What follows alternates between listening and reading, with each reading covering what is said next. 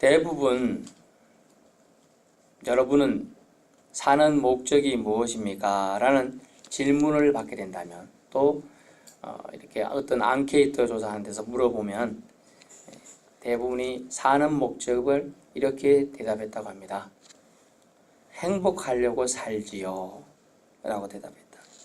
사실 보통 사람 누구나라면 행복을 좋아하며 추구합니다. 사람들은 행복한 일이라면 물불 안 가리고 또는 물불 못 가리고 뛰어드는 사람들이 많습니다. 사실 행복은요, 많은 재산의 소유함이 있나요? 그렇지 않습니다. 명예에 있나요? 아닙니다. 지위에 있나요? 권력에 있나요? 아닙니다. 외적인 요소에 있나요? 아니라는 것입니다. 내적인 힘, 만족, 안분지족에 있다고 많은 사람들은 얘기합니다. 다른 말로 하자면 내적인 기쁨에서 행복하다는 느낌이 나타난다는 거예요. 내적인 기쁨에서 행복하다는 느낌을 만나게 된다. 행복하게 또는 편쾌 또는 무탈하게 살아보려고 하다 보니 우리 조상들은 참 금기시하는 일도 참 많았어요. 성경은 진정으로 우리가 무엇은 해야 되며 하지 말아야 될 것에 대한 기록을 오늘 우리에게 말씀해 주고 있습니다. 본문 말씀을 통해 우리 인생이 어떻게 해야 행복하게 살 수 있는지를 명확하게 알려주고 있습니다. 그것은 크게 두 가지로 알려주고 있죠. 두 부류의 사람을 통하여 비교해 주고 있습니다. 첫 번째 사람은 어떤 사람입니까? 여호와에게서 떠난 사람이라고 칭해주고 있습니다. 떠난 사람. 이 말씀은 다른 말로 하면 여호와에게서 마음이 멀어진 사람을 떠난 사람이라고 표현해 주고 있습니다. 5절 말씀 보십시오.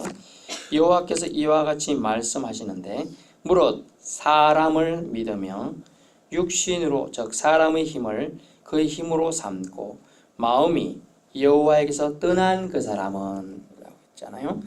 여호와에게서 마음이 멀어진 사람, 그 사람을 첫 번째 부류의 사람으로 언급해 주고 있습니다.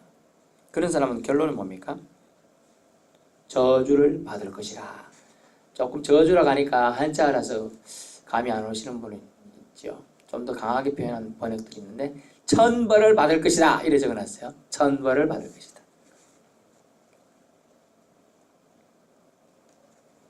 사람은요 육체의 지배를 받기 마련입니다. 그러다 보니까 눈에 보이는 대상에 현혹도 되고 가장 영향을 주고받습니다. 사람을 믿으며 육신의 힘을 의지하면, 육신의 대표적인 뭡니까? 우리나라 명절만 되면 뭐가 하죠? 씨름대회가 있어. 씨름. 팔씨름을 써서 기술을 해서 쓰는 거. 다 육신의 힘을 이용하는 거예요.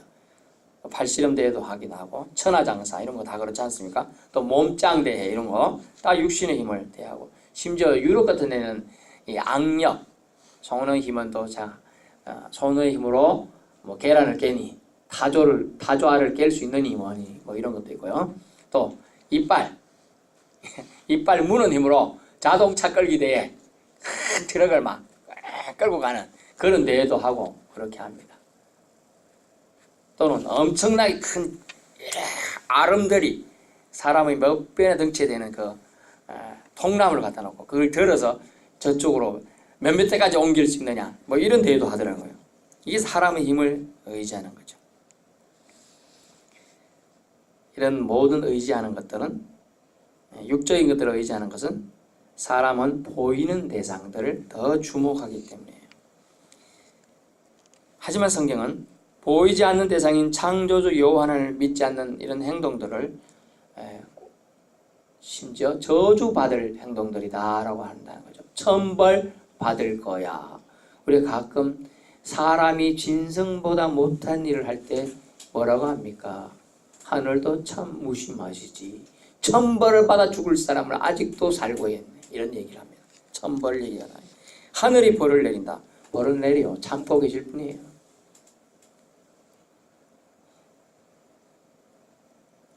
마음이 여호와에게서 떠난 사람은 저주를 받을 것이라. 성경 인물 중에서 이스라엘의 초대 왕이 누굽니까? 다윗 왕이죠. 아닙니다. 사울왕이에요. 사울왕이 불순종했기 때문에 불순종은 여호와에게서 마음이 멀어지기 시작했어요. 그리고 처음에 순종하면서 여호와를 가까이 할 때 어떻게 했죠? 하나님의 뜻을 쫓고 각종 사당, 즉 제사 지내는 이방신이나 이런 데 제사 지내는 재단들을 다 없애버렸습니다. 불순종이 이제 들어올 때 어떻게 했습니까? 다시 그런 것들을 허용하고 심지어 자신이 악기 들린 귀신을 들린 무당 같은 데 찾아가서 점을 봤어요. 여호와에게 떠난 사람인가 아닌가 생각해 보세요. 심지어 어느 무당집에 이래서 나왔답니다. 출입구에 권사님도 환영.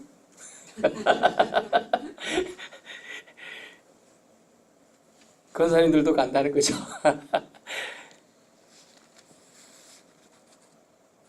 여호와에서 떠난 사람은 저주를 받을 것이다. 이때 당시에 오늘 본문에 나오는 이 예레미야가 17장에 말씀한 하나님 말씀을 받아서 기록했을 당시에 어떤 배경적인 요소가 있냐면 이스라엘 침범에 오는 바벨론에 대한 고자 이스라엘 하나님이 분명히 계시는데도 여호와 하나님을 의지한 것이 아니라 애굽의 도움을 구했습니다. 결국은 그 구했던 왕은 머깃도 전투에서 죽습니다. 전사하게 됩니다. 참 잘했던 왕인데 그렇게 되죠. 누구를 의지하느냐가 달려있어요. 사람이냐 인생이냐. 표현에 애굽의 말을 의지하느냐 이런 표현이 나옵니다. 인생의 도움, 지인의 도움, 정치가 재력가의 도움은 바람 앞에 등불 같다. 날아다니는 먼지 같으며 새벽에 잠시 내렸다 사라지는 안개 같은 것이죠. 여러 성도님들, 이래도 인생을 의지하며 사시렵니까?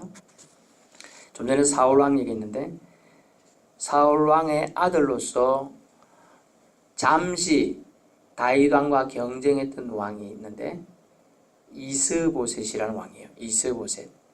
근데 이 사람이 자신의 실력으로 이제 왕이 된 게 아니고 왕의 후손이다 보니까 왕이 됐어요. 요나단이라는 멋진 사람 다 같이 전사했잖아요. 사울왕하고 같이. 되다 보니까 누구의 도움을 받았느냐? 친척이지만 아브넬이라는 군사령관의 도움을 받았어요. 아브넬. 그 사람이 많은 사람을 모아서 그래도 우리는 그래도 초대왕 사울왕의 후손을 왕으로 세워서 통치하고 싶다. 이렇게 나갔죠. 이스라엘, 북이스라엘 쪽에. 사람들이 많이 그래도 따랐습니다. 그러나 어느 날 이 아브넬이 마음이 이스보셋과의 마음이 깨지게 됩니다. 사무엘하 3장 6절에 보면요. 깨지게 나와요. 사무엘하 3장 6절 제가 읽어드리겠습니다. 사무엘하 3장 6절. 사울의 집과 다윗의 집 사이에 전쟁이 있는 동안에 아브넬이 사울의 집에서 점점 권세를 잡으니라. 아멘.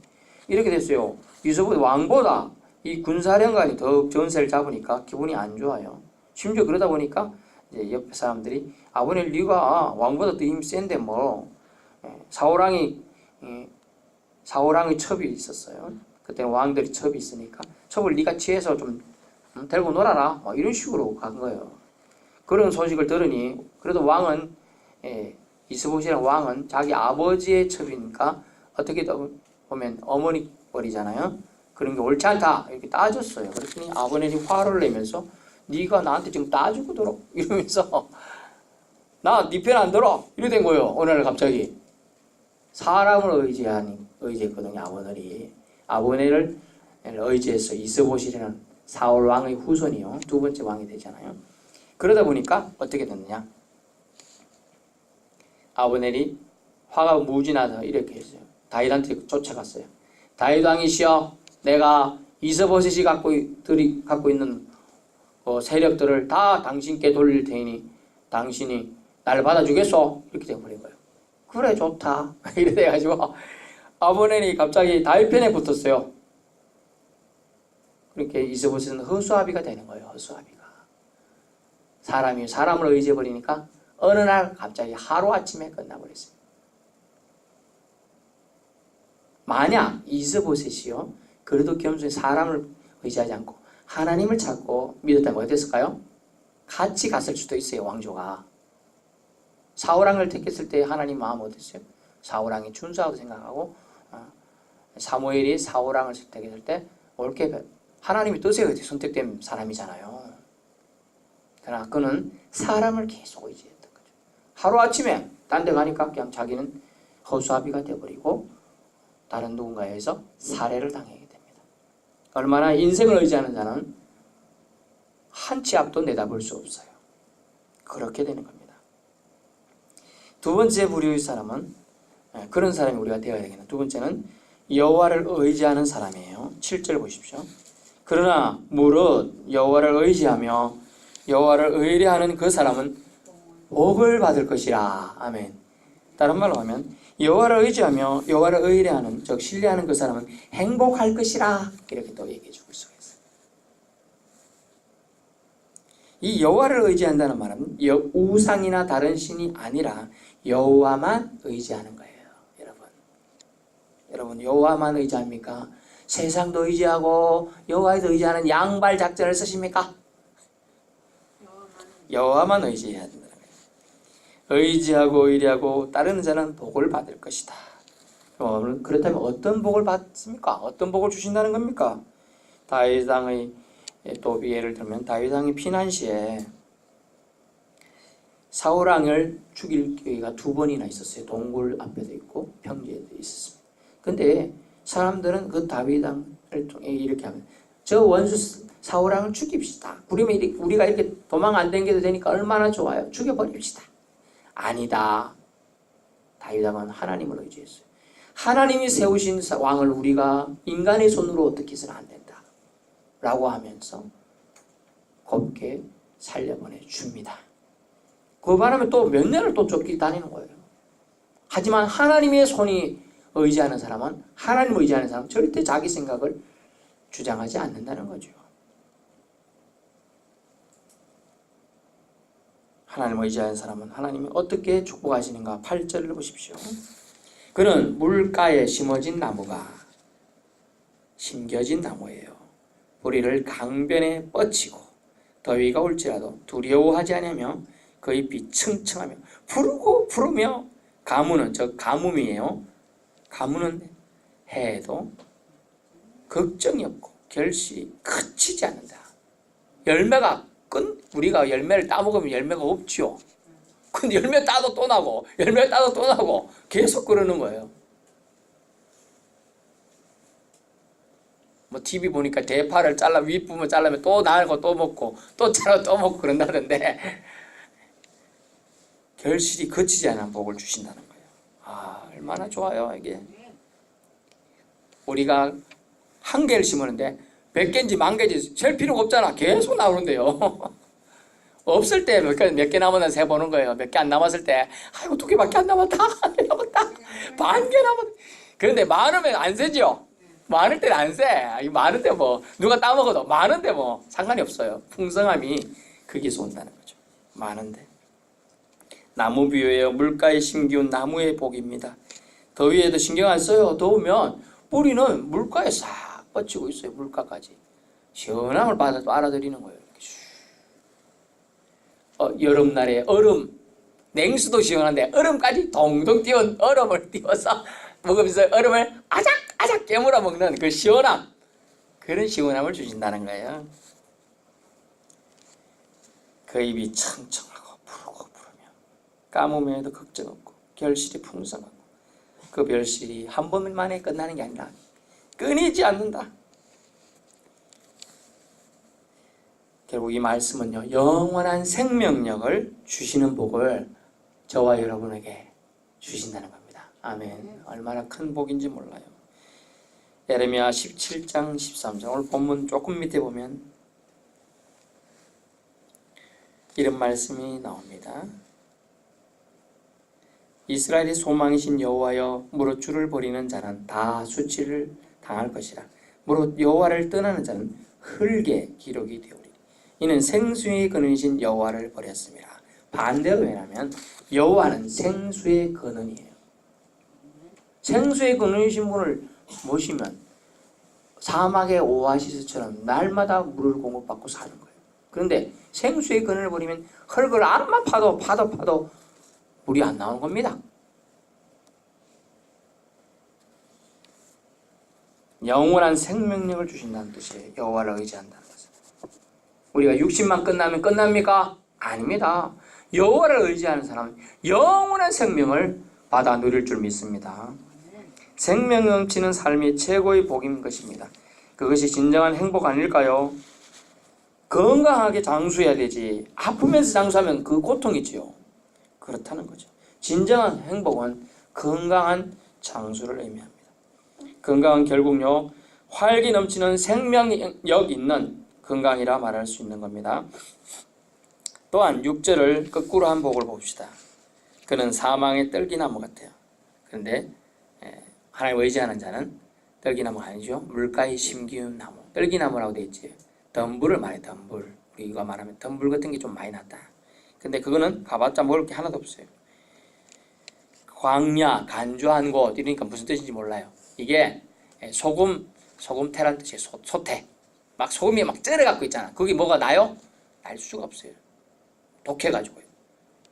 강야 간주한 것은 소금밭이고 근근한 땅. 메말르고 메말라가 땅이 짝짝 갈라진 그런 땅 보셨죠?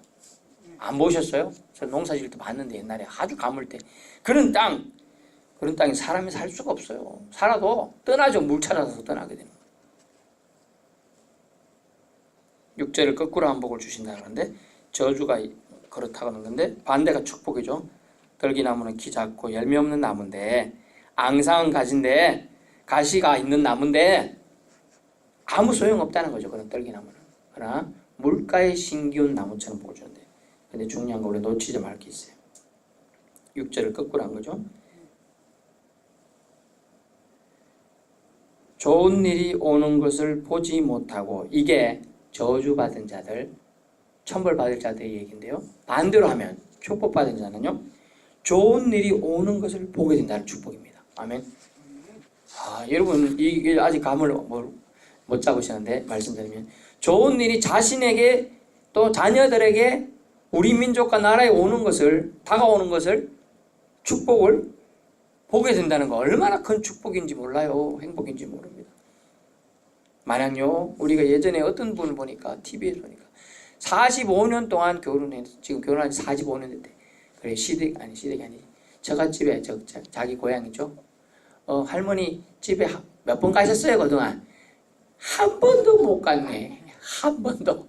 46년이 됐는데 결혼한 지 한 번도 못 가봤대. 처갓댁에. 왜요? 그러니까 너무 멀어서.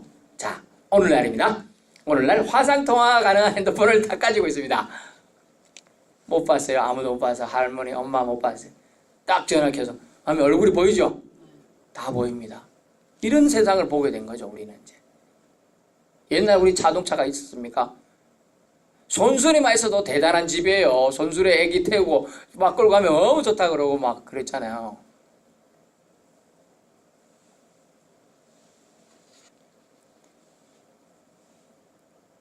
제 어릴 때만 해도 TV 있는 집도 많이 없었고요. 흑백 TV만 있어도 대단한 집이었습니다. 그런 세상을 지금 보고 있어요. 우리가. 성경에는 이런 인물이 있어요. 모세는요. 그 모든 것을 눈앞에 보고도 완전한 체험과 누림을 하지 못하고 죽었습니다. 볼 수 있다는 거 축복입니다. 가나안 땅 입성 직전에 죽었어요. 여러분 눈으로 삶으로서 좋은 일이 일어나 그 일들이 아름답게 성취되고 열매 맺는 것을 보는 건 얼마나 기쁜 일인가 행복한 일인가 생각해 보세요. 좋은 일이 오는 것을 바라보는 복, 그것을 누리는 복 여러분에게 주신다고 말씀합니다. 어떤 사람이게요? 여호와를 의지하는 사람. 이 모든 일들을 저주 아래로 축복으로 연결시키는 것은 구절입니다. 만물보다 거짓되고 심히 부패한 것은 마음이라. 아멘. 마음이라는 거예요. 마음이 우리를 저주 아래로 데려갈 때가 있다가 어떤 때는 축복 아래로 데려갈 때가 있다는 거예요. 창세기 6장 5절에는 주님의 한탄이 들어있습니다. 사람이 그 마음의 생각의 모든 계획이 항상 악할 뿐임을 보시고 안타까워하셨어요. 그래서 잠언서 4장 23절에 이렇게 말합니다. 무릇 지킬 만한 것보다 더욱 네 마음을 지키라. 생명의 근원이 여기에서 나름이라. 마음이 중요합니다. 마음에 대한 예화가 하나 있는데요. 어느 할아버지가 손주하고 대화를 나눕니다. 제목은 마음의 늑대. 할아버지 얘기해 주세요. 재밌는 얘기 해줄게. 잘 들어봐라. 사람은 자기 마음의 정원을 가지고 있단다. 들을 가지고 있는데 어떤 사람은 좋은 생각을 가지고 하나님 뜻을 따르며 살려고 하는 마음을 가지고 있고, 어떤 사람은 자기 뜻대로 살려고 하는 마음을 가지고 있다. 근데 그것을 사람마다 마음의 늑대를 한 마리 키우고 있는 거야. 마음의 늑대. 그래서 손주가 질문했어. 할아버지, 그러면 어떤 늑대가 더 잘 자랍니까? 그야 이놈아, 밥 많이 주는 늑대가 더 잘 자라지. 여러분, 어떤 마음의 늑대에 밥을 더 많이 주고 계신가요? 순종의 마음, 축복의 마음, 긍정의 마음, 좋은 생각의 마음의 밥을 주시나요? 아니면 부정적이고 시기 질투하며 괴롭히고 저주하는 마음의 늑대의 밥을 더 많이 주시나요? 마음에 따라 이렇게 차이가 있다는 거예요. 본문에 보세요. 거짓되고 심히 부패한 것은 마음이라 누가 능히 이를 알리오마는. 마음을 잘 다스려야 된다는 거죠. 10절 나 여호와는 심장을 살피며 폐부를 시험하고, 폐부는 신장을 말합니다. 신장, 콩팥. 옛날 이스라엘 사람들은, 히브리인들은 심장이 마음이라고 생각했고 심장 안에 마음이 들어있다고 생각했습니다. 폐부, 신장인데 콩팥이 배에서 아주 중요한 역할을 한다고 생각해서 깊숙한 곳이라는 뜻이에요. 폐부란 말은 깊숙한 곳. 시험하고 각각 그 행위와 행실대로 보응하니라. 우리 인생은요, 하나님의 숨결도 피할 수 없습니다. 즉 호흡도 피할 수 없죠. 그분의 호흡이 있어야 우리가 살아갑니다. 그분의 불꽃 같은 눈길도 피할 수가 없습니다. 그러면 우리는 어찌 해야 될까 고민해 보아야 한다는 거죠.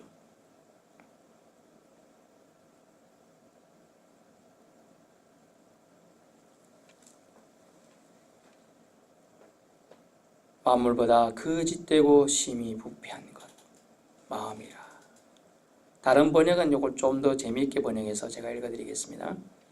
만물보다 거짓되고 심히 부패한 것은 마음이라. 이 번역을 이렇게 했습니다. 사람의 마음은 천길 물속이라 아무도 알 수 없다. 이렇게 돼 있어요. 여러분, 한 2길 물속만 봐도 잘 보이나요? 잘 안 보여요. 알 수가 없어요. 맑아봐서 별로 안 깊어 보이는데 들어가다가 빠지는 경우가 많아요. 알 수 없는 거예요. 결론입니다. 우리 인생에 주어진 시간 동안 어떻게 살다가 하나님께로 돌아가야 될까요? 무엇보다 주님 뜻 안에 살다가 주님의 뜻을 행하며 주님을 즐거워하며 인생에 허락하신 행복을 누리며 살다 가는 것이 최고일 것입니다. 그러려면 본문은 한 가지 이야기를 결국 말한 것이죠. 인생이 아니라 하나님을 의지해야 한다는 것입니다. 참 말은 쉽지만 얼마나 어렵나요? 얼마나 수많은 사람들이 하나님을 의지하지 않고 세상을 의지하고 살아가고 있는 것만 보아도 알 수 있습니다. 그만큼 쉽지 않다는 것이 되겠지요. 왜냐하면 하나님은 우리의 눈으로 보이지 않는 분이시기 때문입니다. 보이지 않는 분을 믿을 수 있는 것이 진정한 믿음인 줄 믿습니다. 그래서 믿음은 더욱 가치가 있는 거예요.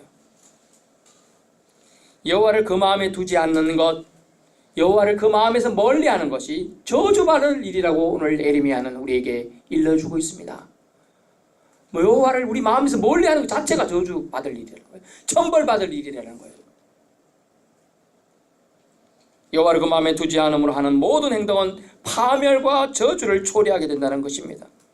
하나님을 빼놓고 한 부패한 행동들이 발생하게 된다는 것이죠. 그 마음을 배부, 심장, 하나님을 그 중심에 모시고 사는 자다운 행동을 우리는 하여야 합니다. 이런 자에겐 주님께서 물가에 심기운 나무의 축복을 주신다고 합니다. 더위도 가뭄도 걱정 없고 먹을거리도 넉넉해서 풍성함으로 여유가 넘치는 그 하나님을 우리는 만날 수 있어요. 어떤 사람이요? 여호와를 의지하는 사람은 만나게 된다는 거예요. 여호와를 의지한다는 것은 그러면 뭘까요? 나를 내려놓음입니다. 현재의 나의 나됨을 내 공로나 의지가 아니라 힘이 아니라 하나님의 은혜로 인함을 인정하는 믿음의 행동이라는 것이죠. 그것이 여호와를 의지한다는 거예요. 여호와를 의지하며 축복받는 인생, 저주하는 무관한 인생을 살아가는 저와 여러분 되시기를 축원합니다.